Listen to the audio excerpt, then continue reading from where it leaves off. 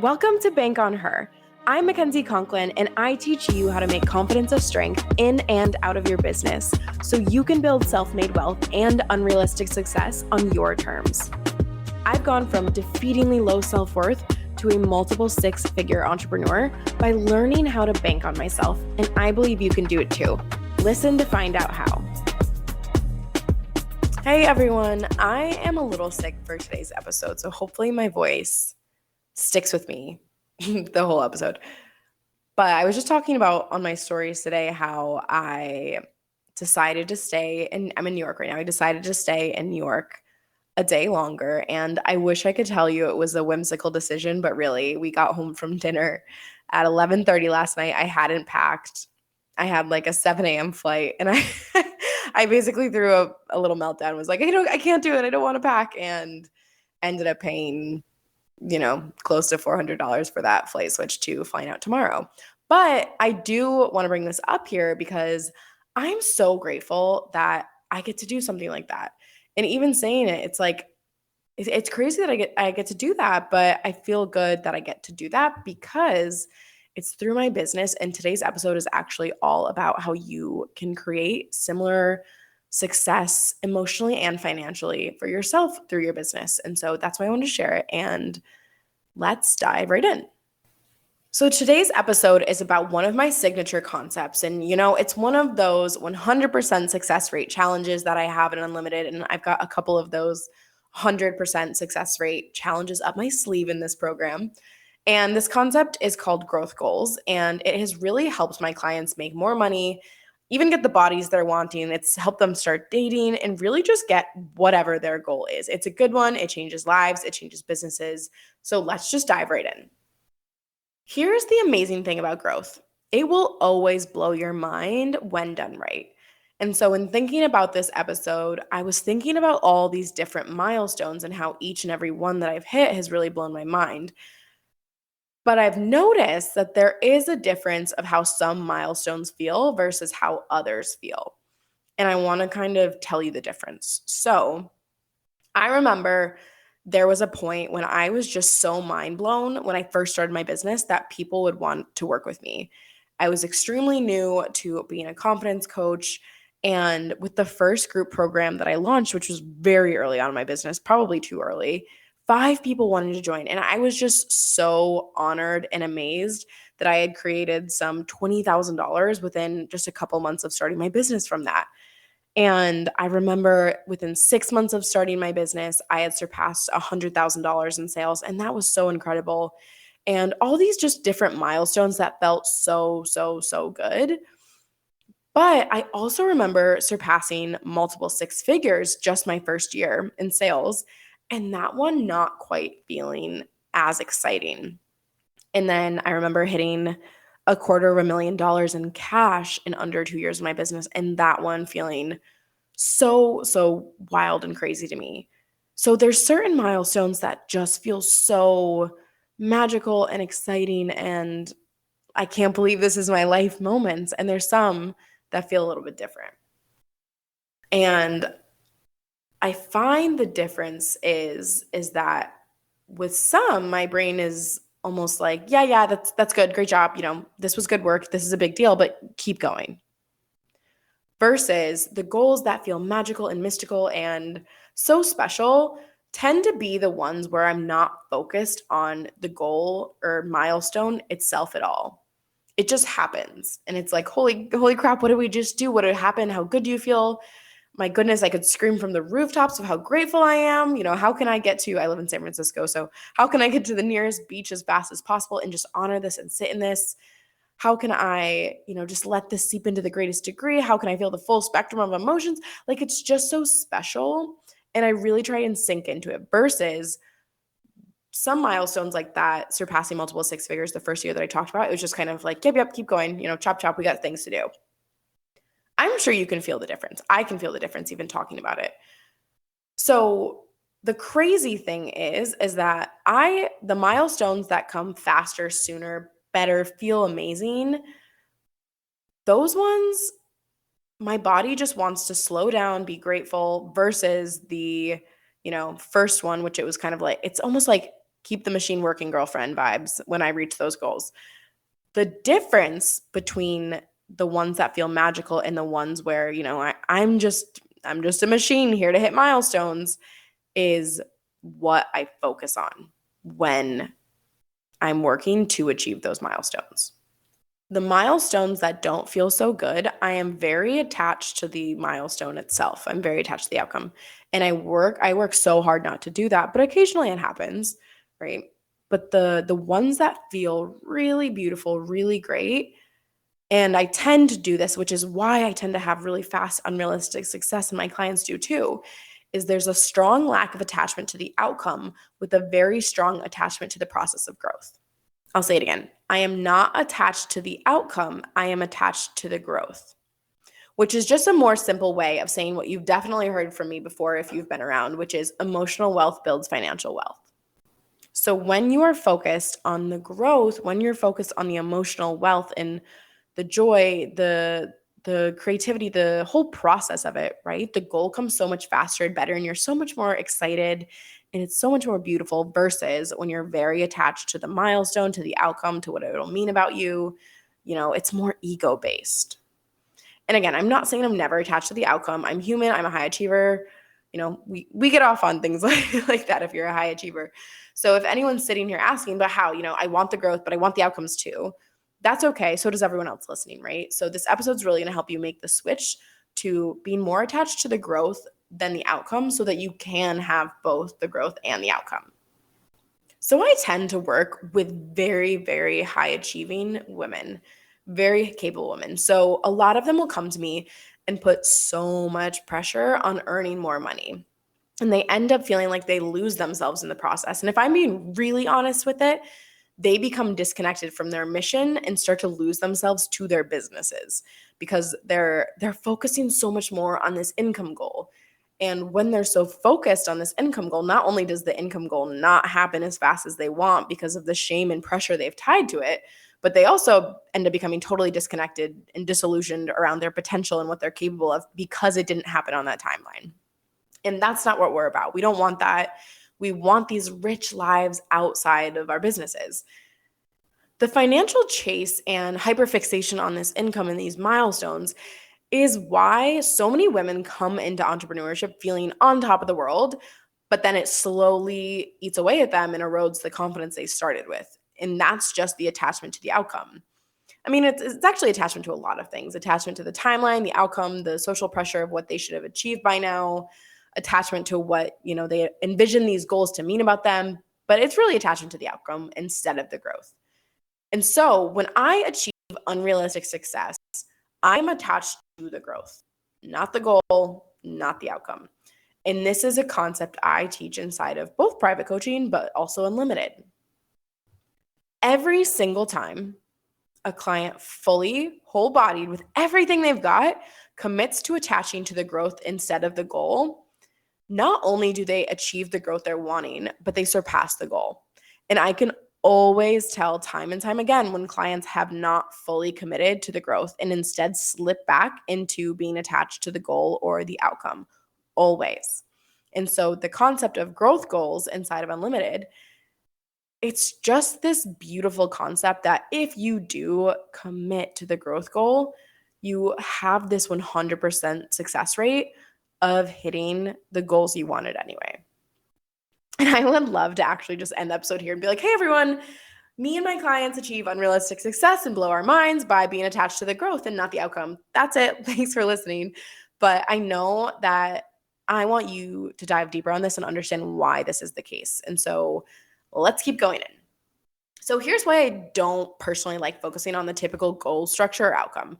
And for the rest of this episode, I'm just going to refer to it as binary goals. And I define binary goals as goals with one set point of success. So for example, this might be trying to sign 5 clients, a certain launch goal, $10,000 cash month, ideal goal weight on the scale, etc., things like that. So if you have a goal that's been top of mind when listening to this episode, and go with that goal, think about that goal and how you're approaching that goal for this. Let me also preface, there's nothing wrong with binary goals if you have a healthy relationship to them. Meaning, if you're not shaming yourself up the ass in the process of hitting them, then there's no problem. I often use binary goals, but I know that if that's creating an unhealthy relationship to me and the goal, if it's not motivating me, if it's not empowering me, it's time to be more attached to the growth than the outcome. So in my launches or when I have big things going on, I'm almost always attached, or at least try to be, to the growth instead. So, binary goals, they're often based on one quote unquote set point of success. So, what typically happens with this is it means up until the minute you've actually hit that goal, you haven't hit that goal. So, you've either hit it or you haven't. And so, up to the minute you sign that fifth client or get right up to the $10,000 that month, you've not yet succeeded. Now, I know that's not true that you've not yet succeeded until you hit that point, but your brain's going to feel like that. And so here's how I really like to think of it and visualize it myself. So in high school, I used to run miles every once in a while. Well, no, I would try and run miles in preparation for the gym class mile that I knew was coming and caused me much anxiety. I'm not a runner either. I don't know why I didn't just take a bad grade on the mile, but I didn't. I guess it's the high achiever in me. So I really hate running. Like, I will never, I don't think at least, want to be a runner. And, it's weird. I'm incredibly fit. I have a personal training certification. I'm very in shape, but my goodness, like there's just something in me that doesn't let me run a mile. I was actually just talking to my boyfriend about this. He was saying how he wishes I would run to the gym with him, which is like half a mile. And I just refuse. So that's how much I don't dislike, running a mile. And it's important for you to know this going in. My asthma flares up. It's just a horrendous time. So when I run a mile, it is a battle up until the last second I am done. I've never had to exercise so much mental fortitude as running a mile. And honestly, it still kind of sucks even minutes after I'm done. You may as well send someone to pick me up off the sidewalk wherever I finish. And you know what I'll say is, and this pertains to the goal, some minutes of that run, it's not so bad. Some minutes I'm like, why the fuck am I running this mile? There's just no reason to do this to myself. And then I have to do it all over again the next time I want to run a mile. Like, puke, no thank you. But that's how it is for a lot of your goals, especially if, let's take a monthly goal, right? If you want to, if you're someone who wants to work out 5 days a week and you hate working out, if it's a certain cash or sales goal, a certain launch goal in your business, anything like that, that's how your goals feel. It's this uphill battle you're not enjoying until you've gotten there. And then you get there and then you have this runner's high for maybe that day at most. And then it's like starting a new mile all over again with the new month or the new week. Not to mention I've seen so many of my clients experience this after goal burnout that they end up experiencing like my 5 minutes post run because they hustled to get there just to look forward to, the next month or next week or next mile where they have to do the same thing all over again. We don't want goals to feel like this up and down, like you're working your butt off all month, let's say, to get there. And you either maybe get there by the end of the month or you don't, and then you have to start over again. And that's just not how we want it to feel. And so I'm going to give two examples. I'm going to give one of a life example and then one of a more business-based example for this. So let's start with the life example. So let's talk losing weight, let's say. Not that anyone listening has to lose weight. It's just an easy example to use. And let's say the second example is hitting a certain income goal in business. So what will often happen is that women will, going with the weight example, work their asses off to hit their weight goal, sometimes in healthy ways, sometimes in unhealthy ways. And sometimes we'll do what we think is healthy to the point where it becomes unhealthy. So for example, you can work out a lot, but that can actually turn into an unhealthy practice if you're now working out, 2 to 3 hours a day without proper nutrition. You're trying to be a Pilates star, Olympic athlete out here sometimes.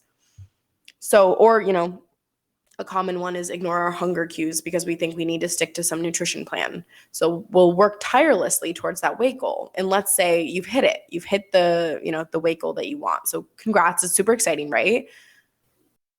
So what will happen is they hit that goal and then everything from there out is maintaining that goal. They don't let the scale go up without shame, and they have anywhere from a few ounces to hours upon days of shame for eating or drinking too much, and they'll exhaust themselves trying to maintain that number on the scale. Or another thing that happens is we become very obsessed with the scale and very obsessed with the goal. And so we'll step on the scale and feel either on top of the world, fantastic about our progress, or we spiral thinking that all the work we've been doing, torture we've put ourselves through any given day or week has amounted to no change on the scale. And so unintentionally looking at the scale can become obsessive, unhealthy, and actually repel our goals in the end, despite how hard we're working. So we'll spin out that we're not losing the weight and we're like, well, F it. If I'm only eating chicken and broccoli and not losing any weight, we may as well go back to eating whatever the hell I want, right? I feel like a lot of women have probably been in that cycle. And so we end up using the scale against ourselves to shame ourselves, to dislike ourselves, to tell ourselves we're not capable, we're not pretty, and all of that. And so, the reality is, even if you stopped eating mac and cheese for every meal like a month ago, we can't force the scale to be where we want it to be. Your body's going to do whatever it wants when it's ready. And treating it with love instead of shame, encouragement instead of criticism, belief instead of impatience will be the best thing for it. And you're going to see me kind of talk about this throughout this episode. So what ends up feeling better for a lot of people is actually changing their metric of what they're focused on. So what they might do is measure, their body journey with how their clothes fit, body measurements, how good they feel, if they're able to, achieve the plan they're following, drinking water. And when people focus on those things, progress tends to happen faster. It feels better. It's more sustainable. And eventually the scale tends to catch up. And I've actually talked to a couple of my clients about their weight. And one of them stopped actually checking the scale because of this, because it felt so terrible, because things weren't changing as fast as she wanted them to. And she was not being kind to herself about this. And we've had this conversation that we're about to have on this episode. When she focused on the growth of wanting to prioritize her body and her health instead of the scale, she now frequently messages me that she's gone down a couple belt loop sizes. And that's only because she focused on the growth, not on the scale, or not on this binary goal of the scale being a certain number. The same thing happens in business. So let's switch to that second example with business. So if we're hyper fixating on the money we do not yet have in our business, that's the same as constantly stepping on the scale and wondering why it isn't changing. It's the whole energy of, I'm doing everything right in business, or this is literally never going to change. And that's energy that your body doesn't need from you, and it's energy that your business doesn't need from you either. And so just like the scale, money isn't bad. It's just the thoughts we're having, the hyperfixation, which is not a good supportive energy and causes the drama around our business not moving at the pace we want. So let's take a, 20K cash month example. We will hyperfixate on that number. We'll change how we see ourselves in relation to that number if we're not hitting it fast enough. We want the instantaneous success and progress and, steady progress towards that number. And anything short causes us to get upset. And so I've seen this happen so many times. Each month, entrepreneurs will set the goal, build up towards the goal, have a lot of uncertainty whether or not they'll hit that goal, work to make it happen. They, maybe get there, maybe don't, but they'll emotionally exhaust themselves towards the end of the month. And so one or two things may happen. One, they'll either not hit the goal and shame themselves, or two, they'll hit the goal, they'll celebrate it for all of 2 days and then be back at 0 the next month and have to do it all over again. So binary goals in general, doesn't matter what kind of goal it is, they tend to become cyclical and often require intense maintenance. Notice with both examples how they were cyclical and often required intense maintenance. They tend to cause this fluctuation of emotions around that set point in yourself and your ability to hit the goal, whether it's money, clients, or any number. So if we don't hit these goals, I've seen how it changes how women view themselves and their ability to succeed, which is just not helpful. And so the other facet of this I really want to talk about of why they're not helpful is that when we have binary goals like this, they tend to come with an unspoken, attached, expected timeline that we self-impose on ourselves, usually when we, picked up from somewhere along the way, which tends to come from comparing ourselves to others. So we have this binary goal, but now we also have this self-imposed expected timeline that is very, very unspoken. So if we don't hit the goals in the expected timeline, that usually means something about us. Something's wrong with us. We're not as good as others. We're not as gifted, smart, capable, liked. Something's wrong with us, right? So if we go back to the example of the business goal, what we will do is our brains will cognitively or unconsciously really measure the gap between where we are and that goal. Both in terms of, if we were taking the business goal, the amount of money remaining until we hit that goal and the amount of time remaining. So I have literally, this one hurts me. I have had clients reach out to me when they're first starting with me and not having yet, implemented this concept, where it's the second or the fourth or the seventh day of the month, and they're frantic. They're frantic that they're not closer to their goals already, and the month just started. So what happens with this gap between us and that set point binary goal is that the second the goal is set, the second the timer starts, the countdown begins, the hourglass of that time period starts, right? And there's less time available. You are in lack and you are in scarcity, and we get defeated before we even start. That's why the second day, the fourth day, the seventh day, which is not that far into a month, people are to get panicked. So you're creating the stress, anxiety, overwhelm, pressure inside of your body right from the start, even to a small degree. And you don't need to be constantly defeated like that from the start. It's not necessary. So it'll happen, in launches, you have, let's say, like 3 weeks to get 6 clients. And so every day without a client signed is a day gone. Or it'll happen chasing a milestone. You should have had, 6 figures by now. And every month you don't make it is a month that you look worse for not being there by now. Or it happens with weight loss. We have 3 weeks to look good before this event, and we have to look good on that outfit. And the only way we'll do it is if we lose weight. So I I have anxiety in my body just saying that. And it doesn't need to be that way. So let's just take a collective breath in case I stressed out your nervous system. But it just doesn't have to be like this. And so this episode will help you shift that. And so when our brains are measuring the gap between where we are and that goal, we're also constantly, just to give even more color to the situation, we're forecasting how we think things will play out.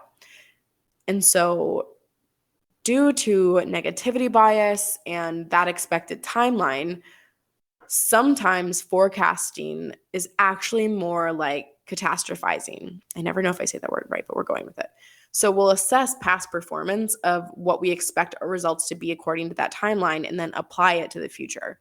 So when we're doing really well, this is great, right? But if we are not performing up to our expected standards of how this month should go, for example, it rocks our confidence. And the thing is that we never know how things are going to unfold. We never can. And so some ways that I'll explain it to clients is like, think about being on chapter 11 of a 15 chapter book. You don't know what's going to happen those last 4 chapters. It may look hopeless right now, but it doesn't mean it won't have a happy ending, right? So you don't know what's going to happen in those 4 chapters, but if you constantly are forecasting it to go poorly, which I'm just going to say 99% of my clients do, then it probably will. And so those binary goals tend to be things we use against ourselves. Right? So if that goal feels bad, it's usually because you're anticipating the outcome and shaming yourself along the way. We want goals to feel achievable and fun the entire time. So one of the things that I'll coach my clients on is these growth goals instead of binary goals. And so growth goals are just going to be focused on intentions, the process, how you'd like to feel, or how you'd like to grow in a period of time. And they're more of goals that you're setting intention for how you want to feel, be, or grow, right? So for example, in my current launch, I do have a binary goal because it feels fine to me, but I'm far more focused on also having a growth goal of really committing myself to my lighthearted confidence. And that will get me to the binary goal far faster than fixating on the binary goal itself. And so I'll go back to the start of this episode of every time I blow my own mind, it's because I focused on a growth goal. And so I really like to have my clients commit it to be their primary goal. It's really tough work. You would be surprised how hard it is to get your nervous system, your brain, your thoughts, your body, everything on board with this, but it pays off. And so the 2 really tough parts of this process to watch out for are, 1, choosing the best growth goal, because honestly, it can be really sneaky and you can be choosing a tough one. And so choosing one that gets you to really genuinely commit to the process. And then the second big, part of this is staying committed. So everything in your brain is going to want to go back to that binary goal, because honestly, that's just kind of how society works too. And it's always striving for that one goal. And it's just, I'm just going to say it's a lot of the patriarchy too, where it's like, you're good enough or you're not, you're good enough or you're not. Right. And so it doesn't work well for women. And so if you can get past those two hurdles, that will greatly, deeply surprise you in how possible unrealistic success can be for you. And that's really what I coach my clients on, managing those two hurdles. And it's a huge, huge contributing factor to their unrealistic success. And what we're really doing here through the growth goal is cultivating emotional wealth. When we prioritize building more emotional wealth, whether that be courage, self-belief, joy, imperfection tolerance, resilience through the process, the financial goals tend to come in much easier. It's so good. It works so well, 100% success rate. So this is part of the magic on Unlimited. I'm just going to call it my 100% success rate program. We're good inside of it. We're changing the relationship you have to yourself inside. We're helping you to be more generous, compassionate, empowered towards yourself. We're making you more powerful by taking all the shit of what you think you should be out and letting you be powerful just as you are. And this concept is just one of those ways. If you really, really sit with the magic of this episode, you're going to see how powerful this thing is. And I have been shocked lately. I have so many of you coming to tell me that you listen to my episodes 2 to 3 times to get it to sink in. And so if you're listening again, it'll sink in more. But I want you to really sit in the magic of this, which what this episode and what this concept inside of Unlimited really is, and what a lot of Unlimited is taking away the social constructs of how small you should be, how far you should be in life, what you should be doing, especially around these goals, right? And instead teaches you to be on your own team fully and completely. So it's taking away the social, cultural, injurious constructs you place on yourself of who you should be, where you should be, how you should be, and instead replaces it with growing yourself and making yourself stronger as you are. So if you're into this kind of stuff, get inside Unlimited. Seriously, it is my 100% success rate signature program, helping female founders and entrepreneurs build audacious self-belief by loving the crap out of themselves in ways not common in the world, and helps you build the skills to create unrealistic success on repeat through the power of confident marketing. Every woman who walks in walks out 25% richer, at least. So the doors to Unlimited are opening November 1st, right after my free training, Richer on Repeat. And the free training itself will teach you how to succeed better, faster, calmer, without changing who you are. And it'll also teach you the 3 skills I teach my clients to have this unrealistic success. The kind where, by the way, this is all very standard for Unlimited. The kind of success where you see them tripling their income, moving abroad after it being a lifelong dream, buying designer bags, moving into luxurious apartments they've craved for years. All these things they're doing is because they're becoming more themselves and watching how the results pour in when that happens. So we would love to have you both in the free training and inside of Unlimited. So don't miss out. This won't be coming back until next year. So you could literally be living your dream by then when you join this round.